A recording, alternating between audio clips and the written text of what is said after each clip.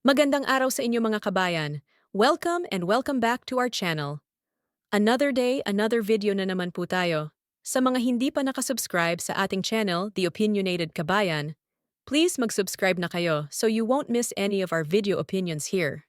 So as promised for today's video, pakikinggan na naman natin ang isa na namang audio recording ni Kiboloy kung saan galit na galit siya at pinagmumura niya ang kanyang mga workers. Sila yung mga alipin niya na nagpapalimos para sa kanya.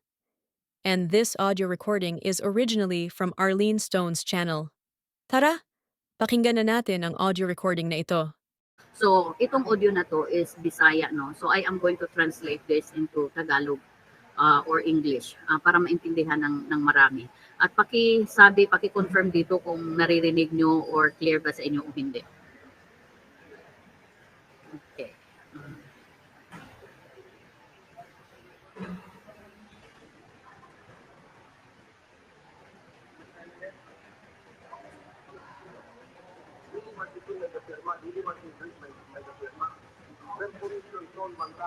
Isa lang ang board of directors, ako lang ang nagapirma sa tanan ng mga transaksyon. So, yung goal magbinuo nga grupo diyan sa inyo, dito ko sa lang kami, yung minus na sa goal. Ang lupa sa bukana, ako ang sulubago na. Okay, narinig nyo po yun, sabi ni Kibuloy. Ang sabi niya dito, lahat daw ng mga document, siya ang pumipirma. At lalong-lalo na pagdating dyan sa mga project niya na construction project dyan sa Davao, siya ang pumipirma. Hindi daw sila Ting o hindi daw sila Ate Ingrid. Not clear po. Okay. O sige, umpisahan ko uli ha. 15 minutes itong itong recording na ito. Kahit pa kaibigan o kamag-anak kung mali ang ginawa, okay. So, lang ang tanan may nagtituan. Ako ang number one may nagtituan. Sa mga transaksyon sa kingdom, hindi man sila may kapirma, hindi man sila may kapirma. Red Commission, Sol Manta, isa lang ang board of directors, ako lang ang nagapirma sa tanan ng mga transaksyon. oh, so, isa lang daw ang board of director. Yes, narinig po si Pacquiao. Okay, thank you, Walter. So, isa lang daw ang board of director, kundi si Pacquiao. So, lahat ng mga transaction, siya ang pumipirma. Kaya, bawat worker na pinapadala daw niya sa iba't ibang lugar, may mga goals sila at kailangan maibigay nila yung mga goals. So, let's continue, no? I will translate this into Tagalog kasi alam ko maraming mga taga-subaybay natin na hindi naintindihan yung Bisaya.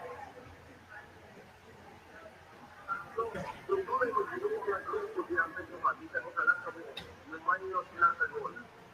Ang lupa sa bukana, ako ang sulubago na. Ang utos ako yung ginaigo ninyo, ako yung kanirapan na rin. Wala na piktado ko, kaya natin project na ginagawa.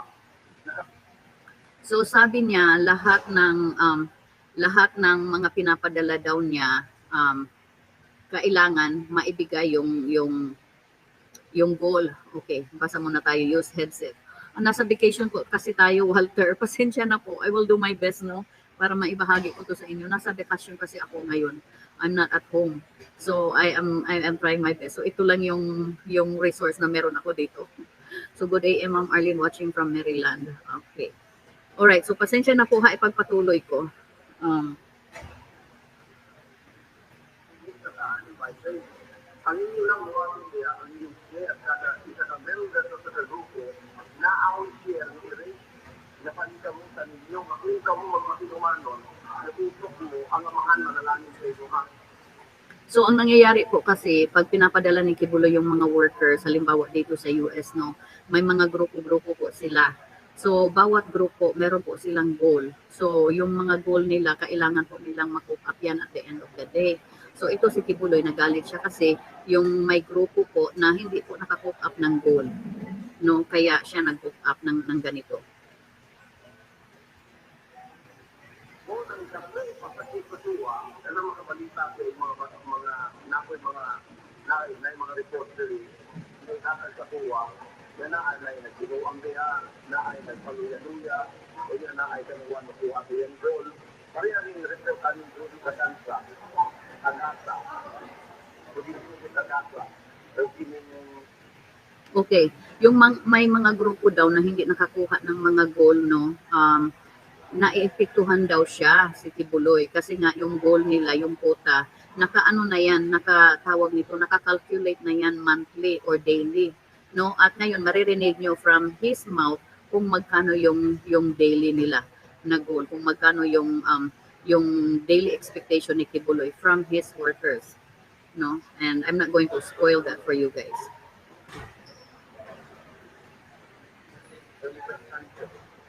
Example yung duha ka tao diha.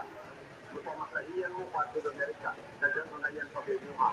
So yun, kung grabe ang rekomendasyon sa inyo sa pagpasok sa Amerika, wapo yung director, wapo yung mga seller, tuyaw tayo niya mo rin tungkol, inaningan ang rekomendasyon. So, ikauna po kami mga pinipan mga wabyo, ikauna po kami mga kuyaw mga wabyo, parehas mo natin sa Facebook sa mga goals na po, ulit, makaunaw. So he was talking about this couple workers, no, that he was sent from the Philippines to the U.S.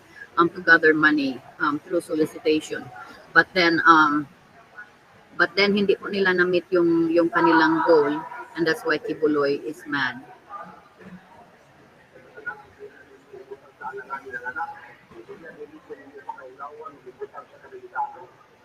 So, kapag ako yung padalagyan dito, ano bisan sa masahiyan mo, kung nagibutang mo sa ngayong lugar.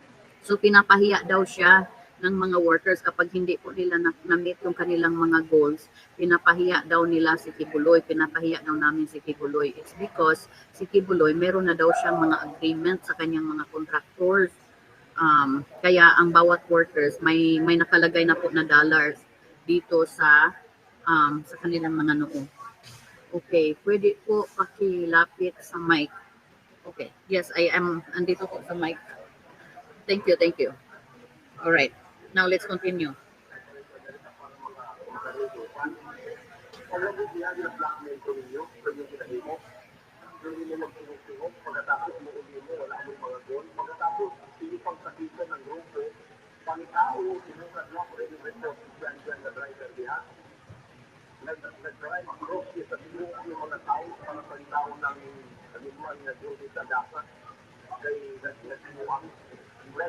So tinawag niyang animal itong isang worker na to kasi nga hindi daw umuwi sa tamang oras at hindi daw nagdadala ng goal niya, kaya itong worker na ito ay animal, ang sabi ni Kibuloy.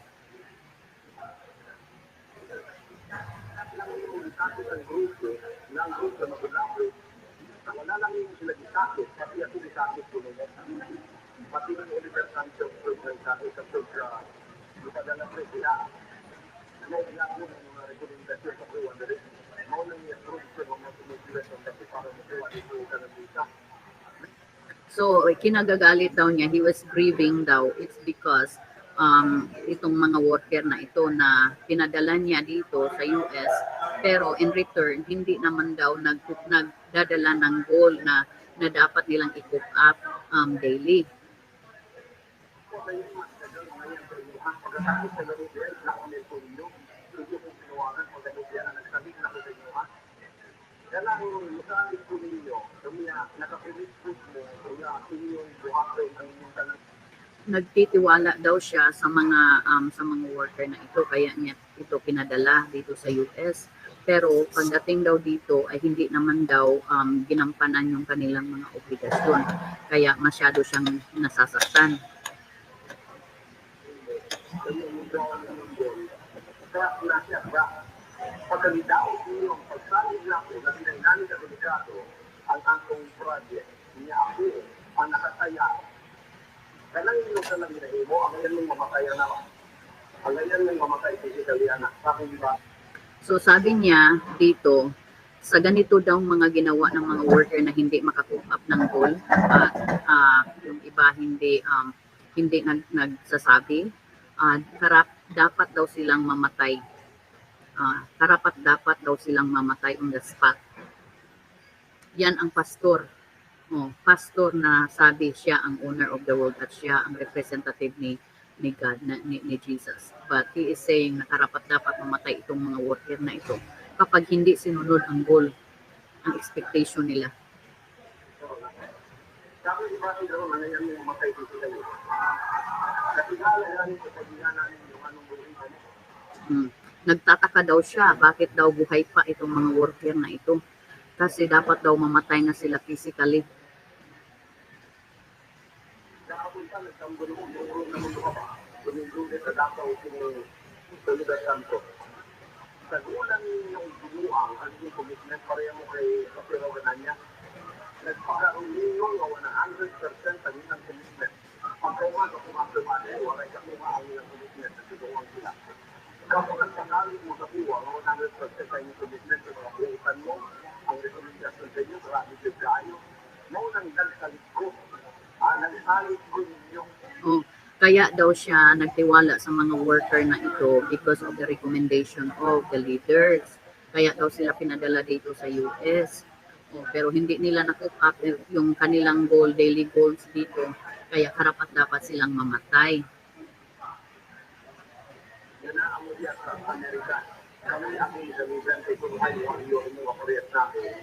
Mga koreyat mga program tayo, mga agi. Pagkatapos, makatingin sa reflect sa rewali, kami ito ninyo. Mga Jawa, Kaya niya sinabi na blackmail siya kasi takot siyang pumunta dito sa US para i-sort out itong issue na ito. Kaya sabi niya binablackmail siya kasi para daw siyang nakatali kasi nga hindi siya nakakapunta dito sa US na mula nung nangyari doon sa Hawaii. aking ibati karoon ng iyong bisaya. Isa ka man daw sa kagrupo diha, makulangan ang ating goal. Ako ang malumagana. Ako ang malumagana. So isang pagkakamali lang daw sa grupo dito na pinadala niya, siya daw ang mananagot. Kapag hindi nila nakuha yung goal, siya ang mananagot kasi nga meron siyang mga financial obligation sa mga contractor niya. Nakataya ang akong pangalan, nakapirma ko ang mga tuto, nakapirma ko ang bangko. Napirmahan niya daw yung mga cheque, nakapagpirma na daw siya doon sa mga bank.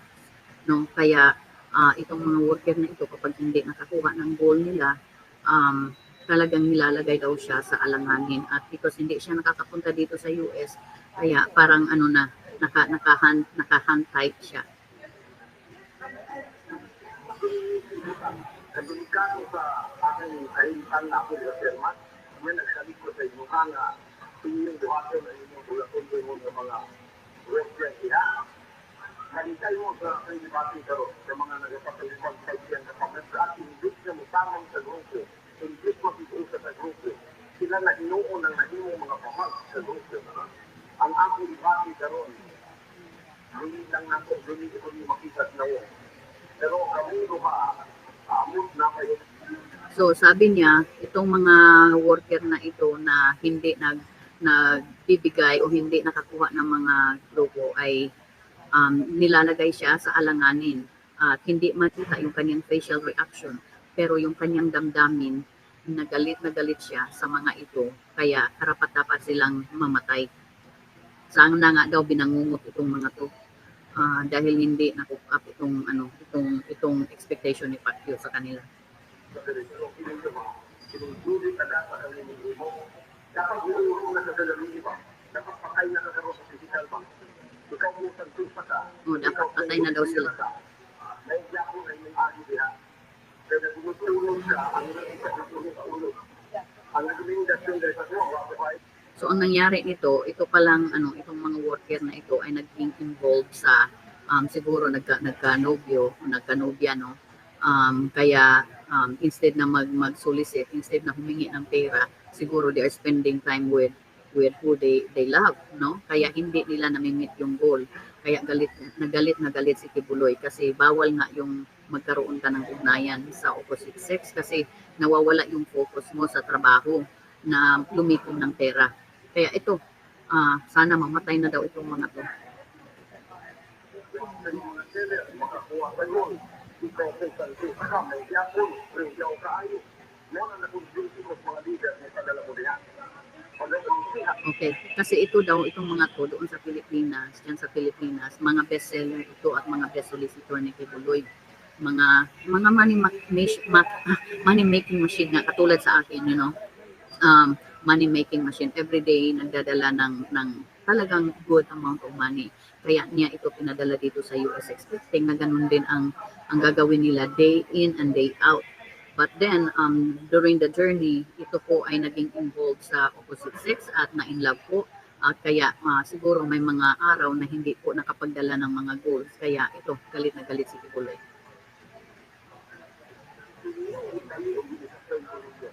Kaya nyo mga ali, lupit pa sa mga animal nga lalagay sa ali ka ng lalagay sa ali sa puso. Meron mga leader mo, gamit kami sa tanak para mapagana. Ginamit daw sila ni Satanas. Ang ating driver rin, ito na ulit sa pagkita sa iluha. Ang mga tayo inigluto ko sikan, pagkatapos na sanhao diyan, kao ni kami, nagluto pa mo diyan sa mga puyan ng nakin diyan, na para kumalat sa mga masinuman.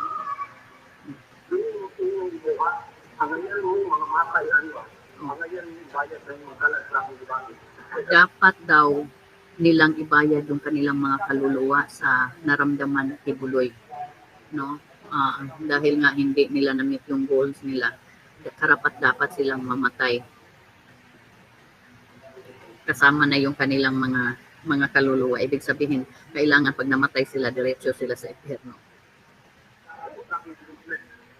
Katapos sa aking witness anong project para mahimaya ang mga my faith na galakopit. Meron dito gano'n ba mo kakuha ang pagsuo na makapag-contact na din sa mga pasiluangan ba din. Ang laki daw ng commitment niya sa mga projects na pinagagawa niya. Tapos itong mga workers na ito, hindi man lang daw gagawin yung kanilang para maipagpatuloy itong pagtustos sa mga project ni Kibuloy. Kaya dapat mamatay itong mga worker na ito kasi wala nang mga silbi. Grabe ang sanugad. Bahala kung sa yung buhatong nila, kasakay ang APN kasabay ang inyong goal na palawan niyo. Magpubra pa untain niyo para ako malipay ko rin.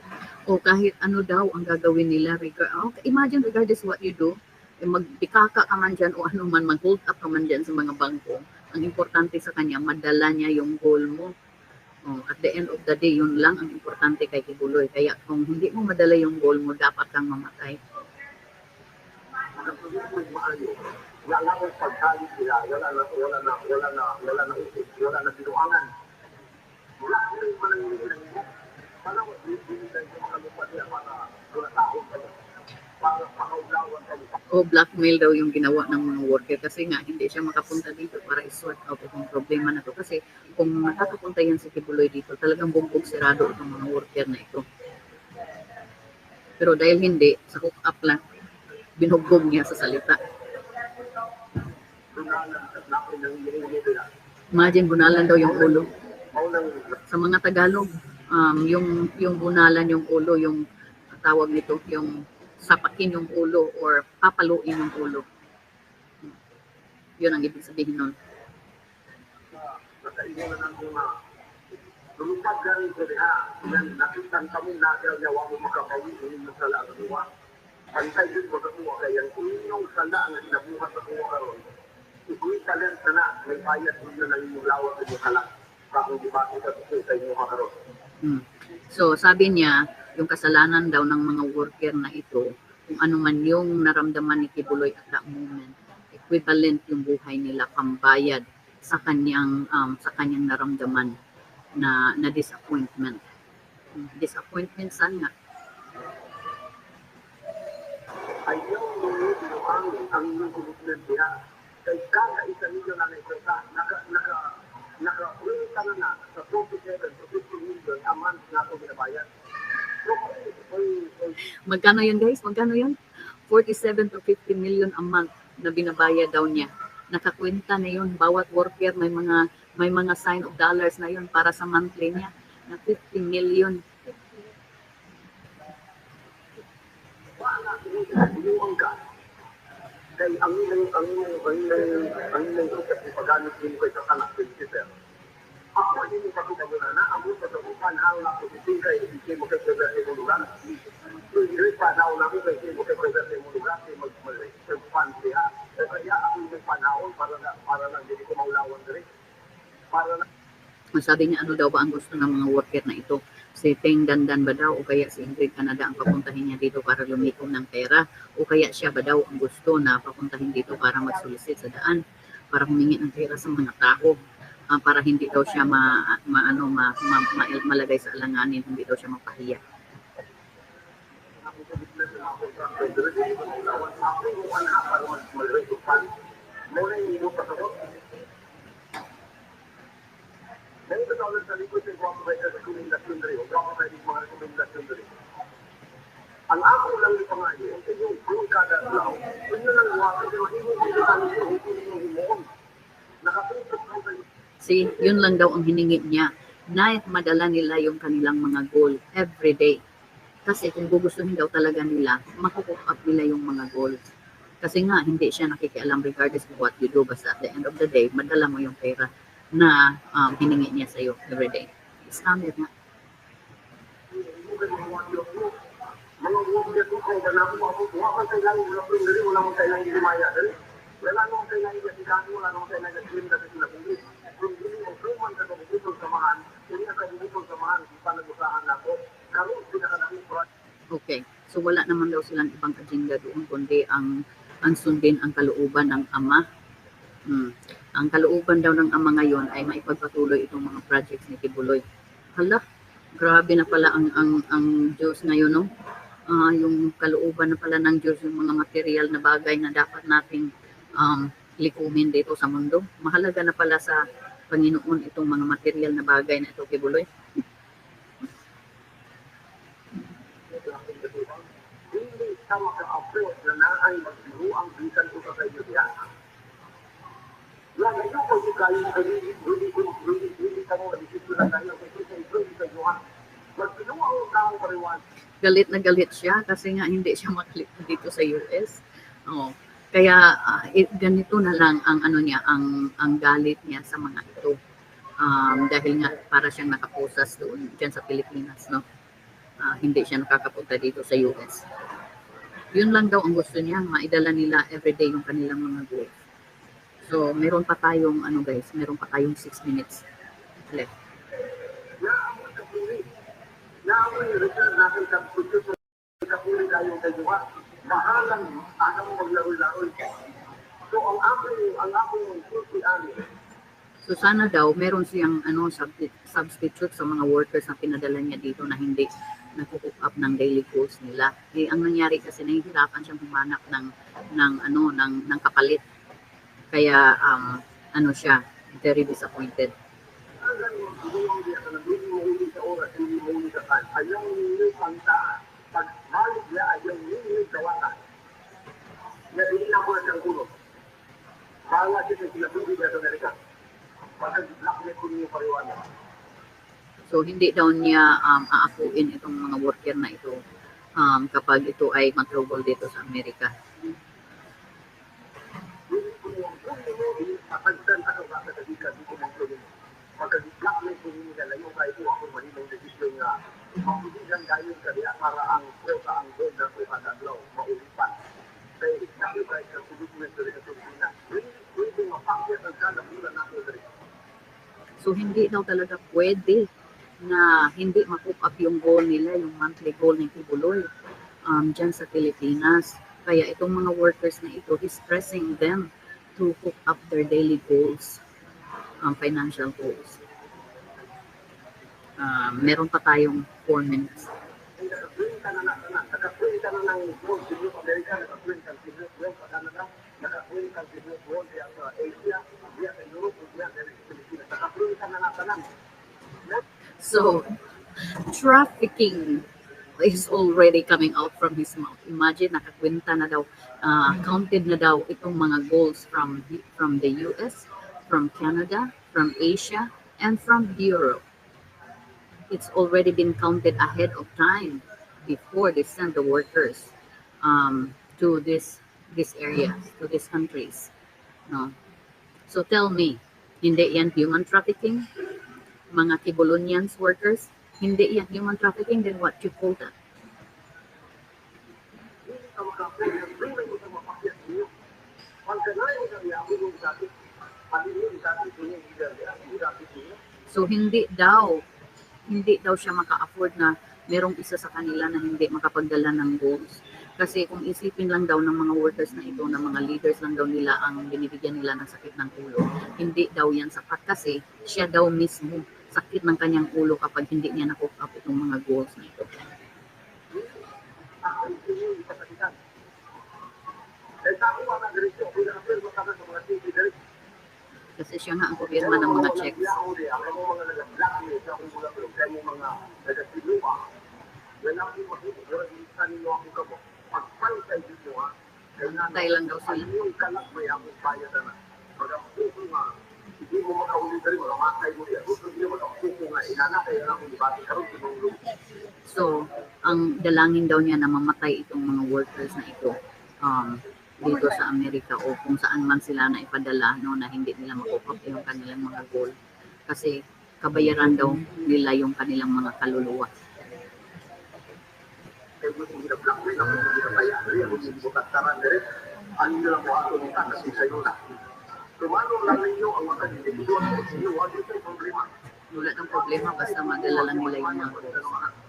Yan ang pag-ibig makapon, magduduwang pa rin ang animal na hindi kagansa o hindi karantado mo rin sa suka ka. Inunglo na ninyo mga kalat. Kamo mo tayo pag-mawin ng kalat. Curse daw yung kanilang mga kaluluwa. Hindi daw niya alam kung paano daw nila tawag nito, mabawi yung kanilang mga kaluluwa. Puntang impyerno. Ang nagawag yung mapakit mo kayong mga lulapong niya at sa usay niya sa process na rubukit mo sa lulapong sa anak. Pero mo kita pila o ganan niya may kapibig na pero hindi mo na yung commitment. Anong uwit mo kung nagkamalit kung ako nga at hindi mo na yung commitment? O bakit daw itong mga worker na ito ay nag-commit na hindi naman daw kayang pagpatuloy yung kanilang mga commitment na maibigay yung kanilang mga daily goals. Yan ang commitment ng mga workers, you guys. No? Pag naipadala sila sa iba't ibang bansa, may mga everyday meron po silang money sign sa kanilang mga noo. At kailangan ma-cook up nila yan daily. Kasi kung hindi po nila ma-cook up yan, gusto po ni Kibuloy na mamatay na itong mga to. Okay. Meron pa tayong 3 minutes. Ang katakot sa akong pagbati dere, kaya ipataligan ko. Kasi ako kita tinungan ng buhay, pati mga problems sa video. What disappoint him daw is because he expected the daily return from these workers. Oh, pero hindi daw nangyayari. Kaya masyado siyang disappoint. Ipataligan ninyo. Pagkatapos ng binuwang na rin mo, nagpinakantado na kayo niya sa Amerika. Pagkatapos makapit lang po sa inyo mga buhanga mo. Pagkatapos sila naman yung pagkabuhato na rin. Ang laki daw ng gastos niya para papunta dito. Yung lahi kasi pero sa akong bati ang mga reporter nga. Kung yung buong katao na yung ubigin sa paniguban na rin. Pero hiningin sa iyan ako para nila yung tanan. Kamong mga matinumanon diya, alamahan, manalangin ka ninyong tanan. Kamong mga nagatuman sa tuwa o diyan, nag-iwid sa kabuhukon samahan. Alamahan, manalangin ka ninyo. Wala kong dahil kaso sa inyo kung hindi. Kauban sa magpagalagan, ang langit inyo ang himaya samahan. So, sa mga workers daw na nakapag-hook up sa kanilang mga daily goals, sa kanila ang langit, sa kanila binigay ni Kibuloy ang langit, no? Heaven is for them. So, yan guys, ang recording ni Kibuloy. So now, tell me, is that not a human trafficking? Sa kanyang bibig mismo lumabas na nagpapadala siya ng mga workers sa iba't ibang bansa at itong mga workers na ito ay may mga daily goals. So, now tell me. So ayun mga kabayan, napakalinaw ng mensahe ng audio recording ni Kibuloy at halos wala na akong masasabi pa. Kayo mga kabayan, ano ang inyong masasabi sa isa na namang audio recording na ito? However, there's one thing I've noticed, na kapag hindi mo talaga na-meet ang expectations ni Kibuloy, ay para sa kanya wala kang kwenta at mas mabuti pang mamatay ka na lang. Ganyan ba ang alagad ng Diyos? Ganyan ba ang isang pastor? Ginawa mo ng mga alipin yung mga tao, tapos isusumpa mo pa sila na sana mamatay na lang sila. Kaya sa mga members dyan ni Kibuloy, sana magising na kayo sa tunay na pagkatao ng inyong leader, lalo na behind closed doors. In public, puro praise and worship ang bukang bibig niya. Pero in private, puro cursings ang sinasabi niya. Naniniwala ako na ang isang mabuting pastor ay dapat transparent ang kanyang buhay. Kung ano siya sa public ay dapat ganun din siya sa private. Kaya mga kabayan, please like and share this video so that it could reach many people as possible, lalo na yung mga members ni Kibuloy. Also, please subscribe to our channel dahil madami pa tayong pag-uusapan dito sa aking channel. Thank you mga kabayan, and God bless us all.